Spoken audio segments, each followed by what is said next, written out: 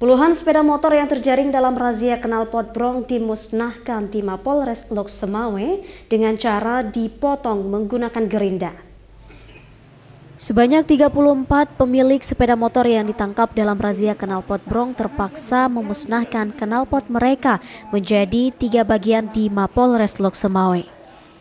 Penindakan ini dilakukan agar pemilik sepeda motor jera dan tidak lagi menggunakan knalpot yang meresahkan masyarakat tersebut.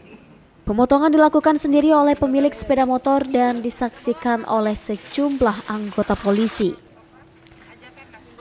AKP Viva Febriana Sari, Kasat Lantas Polres Lok Semawe mengatakan, para pemilik sepeda motor yang menggunakan knalpot tidak standar dapat dikenakan sanksi tilang selain knalpot dipotong. Pemilik juga bisa dijatuhi hukuman pidana selama 1 bulan penjara. Dan kemudian selain kita berikan edukasi, kita juga beri tindakan berupa tilang. Ya, di sini bisa tilang ini dengan denda ataupun bisa juga dengan kurungan.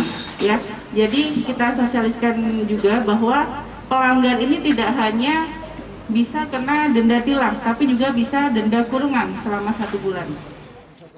Kasat Lantas menghimbau masyarakat agar tidak menggunakan knalpot yang tidak standar atau knalpot brong karena mengganggu masyarakat lain karena suaranya yang bising.